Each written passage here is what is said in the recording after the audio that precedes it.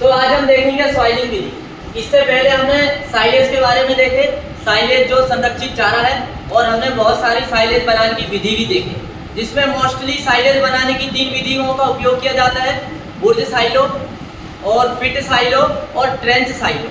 ये 3 प्रकार की जो विधि है साइलेज बनाने की है। और साइलेज क्या है? एक हरा संरक्षित चारा है, और इसका उपयोग कब किया जाता है? जब हरा चारा उपलब्ध नहीं होता है, तो वो हरा चारा की पूर्ति करने के लिए ये साइलेज को दूध उत्पादन बढ़ाने के लिए खिलाया जाता है। तो हमने साइलेज के प्रकार भी देखे, बहुत अच्छी साइलेज, बहुत अच्छी साइलेज, फिर अच्छी साइलेज, फिर इसके बाद में खराब साइलेज देखे, और रंगों के आधार पर हमने बहुत सारी साइलेज भी देखे, लगभग 5 प्रकार की देखे थे हमने रंगों के आधार पर साइलेज का वर्गीकरण। फिर साइलेज का पीएच मान भी हमने देखे थे। तो बहुत अच्छी साइलेज का पीएच मान कितना होता है? 3.4 से 4.2। ये साइलेज का पीएच मान है जो पेपर में हमेशा पूछा जाता है। और साइलेज के हमने बहुत सारी विशेषता भी देखे थे कि साइलेज का गुण क्या होना चाहिए, उसमें अमोनिया की मात्रा कितनी होनी चाहिए, ब्यूटाइलिक अम्ल कैसा होना चाहिए, पीएच मान कैसा होना चाहिए, रंग कैसा होना चाहिए, सारे हमने कल देखे थे।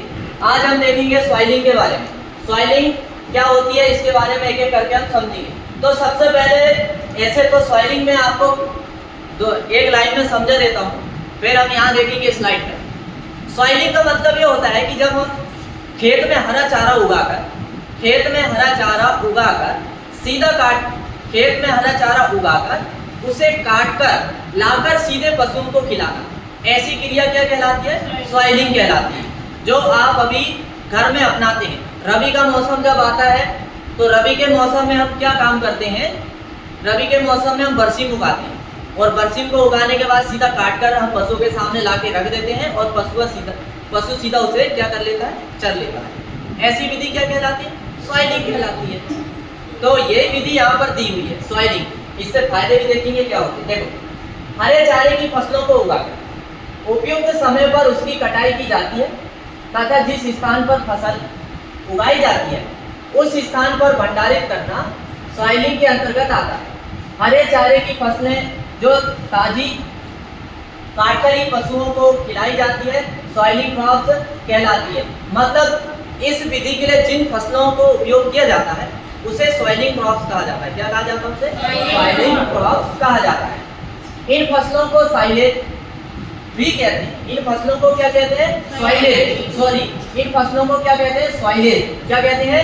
सॉइलेज। यहाँ पर ये बिंदु लगी है, मतलब ये इंग्लिश के ओ की मात्रा है। किसकी मात्रा है? इंग्लिश के ओ की, जैसे डॉक्टर में लगती है, हाँ सेम वही है। तो इसे क्या कहते हैं? सॉइलेज कहते हैं। जिन देशों में कृषि और भूमि का अधिक मूल्य है तथा चारागाहों की कमी है, वहाँ यह विधि बहुत ही उपयोगी रहती है। इस विधि से कृषि और भूमि तथा खाद्य एवं बाढ़ की बचत होकर पशुधन का पर्याप्त विकास संभव है। तो ये कुछ यहाँ पर शब्द है जो सॉइलिंग की विधि को समझाते हैं। तो सॉइलिंग के बारे में आप समझ गए होंगे कि सॉइलिंग एक हरा चारा होता है जिसे हम खेतों में उगाते हैं, और उसे निश्चित अवस्था में होने के बाद उसे हम क्या करते हैं? काटकर सीधे पशुओं को खिलाते हैं। ऐसी तकनीकी क्या कहलाती है? सॉइलिंग कहलाती है। और सॉइलिंग के लिए मोस्टली जो है बरसीम को उगाया जाता है। किसके लिए उगाया जाता है? बरसीम को। तो बरसीम रबी की फसल है जो आपको बहुत अच्छे से पता है, और यह चारा खिलाने से दूध का उत्पादन बढ़ता है, और इसमें फूड प्रोटीन की मात्रा 20% होती है। अब इस विधि से लाभ क्या है? Advantage of soiling. इस विधि से लाभ क्या है? देखिए, फसलों को शीघ्र काटने के कारण वर्ष में कई फसलें ली जा सकती हैं। पशु चारागाह में नहीं ले जाने पड़ते, मतलब घर में पशु बंधे रहते हैं और चारा काट कर लाओ और सीधे पशुओं को खिला दो। अतः उनका मल मूत्र पूरी तरह से काम आ जाता है और अच्छी खाद तैयार कर ली जाती है। मल मूत्र मतलब जब वो बाहर चरने के लिए जाते हैं तो कहीं भी मल मूत्र कर देते हैं खेत में, तो उसे गोबर को हम उठा के थोड़ी लाएंगे। लेकिन एक ही स्थान पर यदि पशु बंधा रहेगा तो मल मूत्र को हम उठाकर सीधा जहाँ हम कार्बनिक खाद बनाते हैं, मतलब गोबर की खाद है, वहाँ पर उठा के सीधा डाल देंगे। तो इससे हमें अच्छी खाद भी मिलेगी। अब इसके बाद में क्या है? ताजे हरे चारे के खाने से पशु का स्वास्थ्य अच्छा रहता है और दूध का उत्पादन भी बढ़ता है। इस चारे को पशु चाव से खाते हैं और उनको पोषक तत्व अच्छी मात्रा में उपलब्ध होते हैं। विशेषकर सबसे ज़्यादा विटामिन ए की पूर्ति होती है, क्योंकि हरे चारे में या हरे पत्ती वाले चारे में विटामिन ए प्रचुर मात्रा में होता है। अब इसके बाद में क्या दिया है, फसलें तैयार होकर शीघ्र ही काट ली जाती है, अतः बाढ़ के लिए अधिक धन व्यय नहीं करना पड़ता। बाढ़ मतलब समझते फैंसी, खेत के आइट साइड बॉर्डर लगाना, उसे फैंसी या बाढ़ कहा जाता है। ठीक है, मतलब चारे को बचाने के लिए बाढ़ लगाने की जरूरत नहीं होती। अब इसके बाद में छठवां क्या दिया है पॉइंट, इस विधि से पशुपालक वर्ष भर अपने पशुओं को अच्छे किस्म का चारा खिला सकते हैं। इसका प्रयोग अधिकतर दूध देने वाले पशुओं के लिए किया जाता है, जिससे अच्छा दूध का उत्पादन मिलता है, क्योंकि हरा चारा हमेशा मिलेगा। जब हरा चारा मिलेगा तो पशु का दूध का उत्पादन बढ़ेगा। और एक बहुत अच्छी बात कही गई है, यदि हरा चारा अच्छा मिलता है तो पशुओं को जो है जो दाना हम खिलाते हैं वो बहुत कम खिलाने की जरूरत पड़ती है, क्योंकि हरे चारे में दाने से भी अधिक पोषक तत्व उपलब्ध हो जाते हैं, इसीलिए दाना भी कम खिलाना पड़ता है। अब इसके बाद में क्या दिया, इससे हानि भी है, डिसएडवांटेज ऑफ सॉइलिंग। अब इससे हानि क्या है, देखिए यह विधि आर्थिक दृष्टिकोण से अधिक खर्चीली है। कहने का मतलब ये है हमेशा आपको बीज खरीद के चारा लगाना पड़ेगा, चारे वाली फसल की उम्र होने के बाद उसे फिर जोताई करके नया चारा लगाना पड़ेगा। तो इससे क्या है, जोताई बुआई में बीज खरीदने में आपको खर्चा लगेगा, इसलिए विधि कैसी है, खर्चीली है। मतलब बार बार जोताई करना पड़ेगा, फिर नए बीज ला के बोना पड़ेगा, तो इससे पैसा खर्च होगा कि नहीं होगा। तो ये एक प्रकार से खर्चीली विधि है, क्योंकि प्रतिदिन हरा चारा काटने के लिए मजदूर की भी आवश्यकता पड़ती है। बीज तो खरीदना ही है, लेकिन चारा काटने के लिए आपको एक्स्ट्रा मजदूर भी रखना पड़ेगा, तभी तो वो काट कर पशु को खिलाएंगे। अब जो 50-60 गाय का पालन कर रहा है, तो इतने गाय की चारे की पूर्ति करने के लिए कम से कम 10 लेबर तो चाहिए प्रतिदिन, बिना उससे कैसे हो पाए, एक आदमी क्या काट कर खिला सकता क्या। तो ये बहुत खर्चीली विधि भी है, मजदूर बहुत लगते हैं। फिर इसके बाद में क्या है, मौसम के खराब होने पर प्रतिदिन के चारा काटने के कारण में व्यवधान उत्पन्न हो जाता है। मान चलिए बारिश हो रही है, तो उस दिन चारा कैसे काटेंगे, मजदूर चारा नहीं काट पाएंगे, तो फिर ऐसे में क्या है, दिक्कतें आती है। तो ऐसी समस्या बहुत कम आती है, समस्या केवल दो ही है, एक तो खर्चीली विधि है, दूसरी मौसम खराब होने पर इसकी चारा कटाई में व्यवधान पैदा होने लगता है। व्यवधान मतलब समस्या आने लगती है, व्यवधान मतलब क्या है, समस्या आने लगती है। तो ये थी सॉइलिंग विधि, इसकी परिभाषा भी कभी कभी पेपर में आ जाता है। अब हम देखेंगे सूखी घास या है के बारे में। अभी तक हमने साइलेज के बारे में देखे, साइलेज हरा संरक्षित चारा, साइलेज हरा संरक्षित चारा। अब साइलेज को हरा संरक्षित चारा क्यों कह रहे हैं, साइलेज को हरा संरक्षित चारा इसलिए कह रहे हैं क्योंकि हरी अवस्था में हम जो साइलेज बनाते हैं कि नहीं, तो हरी अवस्था में चारा को काटकर उसे डिब्बे में पैक करके तैयार करते हैं, इसलिए उसे हम क्या कह रहे हैं, हरा चारा कह रहे हैं।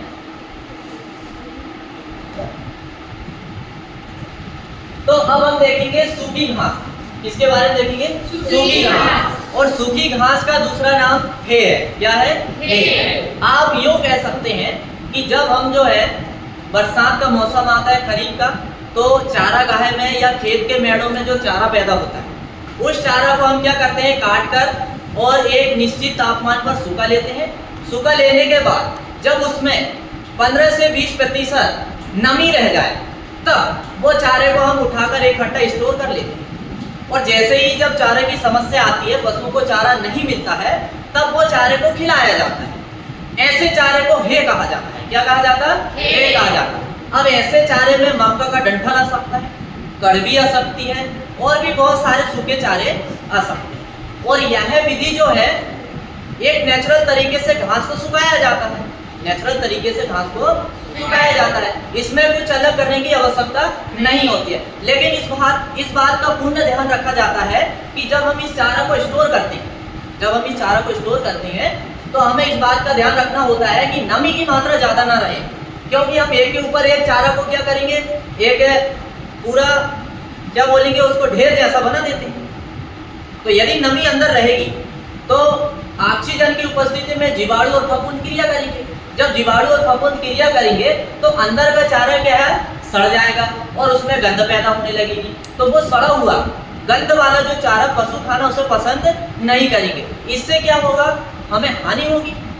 अरे हमने इतनी मेहनत से स्टोर किया चारा को, तो उसमें आर्थिक हानि तो होगी, साथ में हमारी मेहनत भी खराब होगी, श्रम हमारा खराब जाएगा। इसीलिए इस बात का विशेष ध्यान रखना होता है। तो चलिए हम देखने वाले हैं सूखी घास या है के बारे में। तो परिभाषा कुछ इस तरह से है, घास की सूखी हुई अवस्था को है कहा जाता है। घास की सूखी हुई अवस्था को है कहा जाता है। सुखाने से घास को लंबी अवधि तक सुरक्षित रखा जा सकता है और इसी लंबी अवधि तक रखने के लिए ही चारा को सुखाया जाता है। क्या गीला चारा को लंबे समय तक रखा जा सकता है? क्या नहीं रखा जा सकता। नमी अधिक रहेगी तो चारा सड़ जाएगा, क्योंकि वहां पर जीवाणु क्रिया करेंगे, फफूंद क्रिया करेंगे और चारा को सड़ा देंगे। और सड़ा देंगे तो क्या होगा, चारा धीरे धीरे मिट्टी बन जाएगी। तो इसलिए हम निश्चित यदि मात्रा उसमें नमी की रखेंगे तो क्या है, वो चारा को हम लंबे समय तक सुरक्षित रख सकते हैं। अब घास में नमी कितनी होनी चाहिए? 10 से 15%। कितनी होनी चाहिए? इतनी नमी यदि आपके चारे में है तो निश्चित ही है आपके चारे में बैक्टीरिया और फफूंद पैदा नहीं होंगे, क्योंकि बैक्टीरिया और फफूंद पैदा होने के लिए भी एक निश्चित आर्द्रता और तापमान की जरूरत पड़ती है। तो ये 10 से 15% जो नमी है, इसमें बैक्टीरिया और फफूंद पैदा नहीं हो पाते। तो चलिए, ये उस सूखी घास को कहते हैं जिसमें कि हरी घास उसमें उपस्थित आवश्यक तत्वों के घास के बिना ही उस समय में, जबकि अन्य हरा चारा उपलब्ध न हो, पशुओं को खिलाने के लिए संरक्षित करके भंडारित की गई हो। मतलब जब यदि चारा उपलब्ध ना हो पाए, जैसे गर्मी के समय में, बरसात के समय में, जैसे ही खरीफ ऋतु का सीजन स्टार्ट होता है तो क्या तुरंत हरा चारा मिल जाता है? क्या नहीं मिलता है। तब ही ऐसे चारे का उपयोग होता है ताकि दूध का उत्पादन एक नियमित या निरंतर बना रहे। अरे अच्छा चारा मिलेगा तो पशु दूध भी अच्छा देगा। यदि थोड़ा सा भी चारे में कम ज्यादा हुआ तो पशु का दूध का उत्पादन में भी सीधा अंतर आपको देखने को मिलेगा। पता है, यदि एक दिन आपने पशु को भूखा रख दिया, मान लीजिए आप डेयरी फार्मिंग कर रहे हो, एक दिन आपने पशु को ठीक से चारा नहीं दिए और भूखा रख दिए, तो एक दिन में 1 लीटर दूध घट जाता है। और इसी 1 लीटर दूध को आपको बढ़ाने के लिए पता 7 दिन का समय लगता है। कितने दिन का? 7 दिन का। मतलब एक दिन भूखा रखो तो 1 लीटर दूध कम होगा, लेकिन वही 1 लीटर दूध बढ़ाने के लिए फिर आपको 7 दिन तक उसकी सेवा करनी पड़ेगी। तो इसीलिए जो डेयरी फार्मिंग करते हैं उनको बड़े अच्छे से पता रहता है कि पशु को कब चारा खिलाना चाहिए, कब पानी खिलाना चाहिए, कब ये आराम करेगा, कब उसे पंखा चाहिए। सबसे सरल और एकदम आरामदायक जो बिजनेस है तो वो डेयरी फार्मिंग है। पूछो कैसे? सुबह 1 घंटा काम करना, पशुशाला की सफाई कर दिए, गोबर मूत्र अलग कर दिए, खत्म। चारा काट के लाए, मशीन में चारे को छोटे टुकड़ों में बांट दिए, जैसे कुटी कहते हैं, और उसमें सूखा भूसा मिलाए और जो नांद बनी रहती है, टाका जिसे नांद कहते हैं, उसमें चारा को फैला दिए। बस 2-3 घंटे के लिए बैठ जाओ। 12 बजे आना है आपको अब पशुशाला। कितने बजे? 12 बजे। और यदि अच्छे वैज्ञानिक तरीके से पशुपालन कर रहे हैं तो चारे की नांद भी सामने रहती है, मुंह के सामने, पानी का नांद भी मुंह के सामने रहता है। आप सीधा टोटी चालू करिए, सबके टाके में पानी भरा जाए, आपको पानी देने की जरूरत भी नहीं है, केवल चारा देने की जरूरत है। मल मूत्र को कैसे साफ करना? पीछे नाली होती है, आप प्रेशर से पानी चलाइए, मल मूत्र पूरा साफ होकर सीधा गड्ढे में जाएगा। गड्ढा कहाँ बनाना है? गोबर गैस का गड्ढा बनाना है। सीधा गोबर गैस में वो वहाँ चला जाएगा। पूरा झाड़ू रखना पड़ेगा थोड़ा, ताकि इधर से बह के उस गड्ढे में जाए। फिर वहाँ से एक पाइप फंसाइए तो आपको गोबर गैस मिल जाएगी, उससे आप ईंधन में उपयोग कर सकते हैं। बस आपको केवल उसका मेंटेनेंस करते हुए आना है, एक बार पैसे खर्च करना, बस। इसके बाद कुछ नहीं करना। 12 बजे आपने आए, फिर उनको पानी दिए, पानी तो आपको टोटी चालू करना, देना तो है नहीं, पूरा पानी सबके पास पहुंच गया, कहीं नहीं जाना, बस चारा की सेवा करना। और फिर थोड़ा बहुत गोबर दिखा तो फिर से पाइप से प्रेशर वाले, जैसे गाड़ी धोने वाला प्रेशर नहीं कहता, ऐसे प्रेशर का उपयोग करो, पूरा गोबर बह जाता। बस 10 मिनट में आपकी पशुशाला साफ। इसके बाद में बड़े बड़े जब डेयरी फार्मिंग होते हैं तो उनको नहलाने की भी व्यवस्था रहती है। एक नहलाने का बाड़ा रहता है, मतलब ऐसी बनी रहती है, वहाँ ले जाके गाय को बांधो, ऊपर नोजल चालू कर दो, ऊपर से पानी आएगा और बस उनके ऊपर जैसे जाएगा वो पूरा तर हो जाएगी। तर होने के बाद यदि आपको घिसना है तो घिस दो, नहीं तो हर रोज नहलाओगे तो कहाँ से कचरा होगा, कोई मैल होने वाला है? नहीं, ले जाके फिर अपनी जगह में बांधो। फिर कर दो पंखा चालू, मस्त पशु खाएगा, जुगाली करेगा, आराम करेगा। बस फिर 4 बजे फिर आना है, 4 बजे आना है, फिर देखना है चारा वारा है कि नहीं है। जिसके पास नहीं उसको डाल दो, जिसके पास है तो ठीक है। ज्यादा चारा खिलाने से कभी दूध नहीं मिलता, इस बात का विशेष ध्यान रखना है। टाइमिंग होती है सभी चीज। जैसे हमें पता है कि 10 बजे हमें खाना खाना है, क्योंकि 10 बजे हमें भूख लगती है। 10 बजे के बाद आपने 12 बजे खाना खाओगे ना, भूख तो रहेगी, लेकिन होगा क्या, जितना खाना आप हर रोज खाते हो उतना नहीं खा पाओगे, या फिर आपका सिस्टम गड़बड़ हो जाएगा। तो इसलिए टाइमिंग का विशेष ध्यान रखा जाता है। बस 4 बजे आइए, फिर चारा दीजिए, फिर आप घूमने के लिए कहीं भी चले जाए। फिर आइए 7 बजे, 7 बजे दूध लगाइए। जिसके पास चारा है तो ठीक है, जिसके पास नहीं है तो ठीक है, थोड़ा थोड़ा सेवा कर दीजिए। फिर इसके बाद दूध आप सीधा पहुंचा दीजिए। और बस रात में भी 1 घंटा आपको 7 बजे। और कभी भी एक बात का ध्यान रखना है, जब आप दोहन कार्य कर रहे हैं उस समय चारा नहीं देना, क्योंकि पशु चारा खाता है तो ऐसा ऐसा मुंह हिलाया, कभी चारा इधर भी खाएगा इधर भी खाएगा, और उसको एक्टिविटी में दिक्कत होगी। ठीक है, तो जैसे ही दूध लगाए फिर चारा डाल दो। 1 घंटे बाद आपको कुछ उठाना तो है नहीं चारा वाले, क्योंकि सब नान बनी है, पशु खुद नीचे बैठ जाएगा। बस तो आपको दिन में केवल और केवल 5 घंटे काम करना है, 5 या 3 घंटे, वो आपके ऊपर कैसा आपने मेंटेनेंस बना के रखे हो। मशीन जितनी ज़्यादा होगी उतनी ज़्यादा फायदा। बस कुछ नहीं करना, दूध वाली गाड़ी आएगी, दूध ले जाएगी। भारत माता की जय। ऐसे ही मुर्गी फार्म में भी है, आजकल एसी वाले हैं सब, कुछ नहीं करना पड़ता, केवल एक मैनेजर रहता है बस। ठीक है, सब मशीनें लगी रहती है। इधर टिकनेसिंग बटन चालू किए दाना भरा जाएगा पूरे डिब्बे में, बटन चालू किए पानी भरा जाएगा, बटन चालू किए एसी चालू हो जाएगी, बटन चालू किए पंखा चालू हो जाएगा, बटन चालू किए पर्दा ऊपर उठ जाएंगे। सब कुछ नहीं करना। 2 लोग 20,000 10,000 बच्चों का संभाल लेते हैं पोल्ट्री फार्म, वो लोग बहुत पैसा कमाते हैं। 42 दिन में बिना एसी वाले फार्म में बच्चे तैयार होते हैं, कौन से बायलर। लेकिन यदि एसी वाला है तो 32 दिन में तैयार हो जाते हैं। एक मुर्गी का वजन 2.5 से 3 किलो होता है, और जो लास्ट मुर्गी है पोर क्वालिटी की 2 किलो वजन होता है बस। और एक मुर्गी से अच्छा खासा रेट मिलता है, एक मुर्गी 300 रुपये की होती है।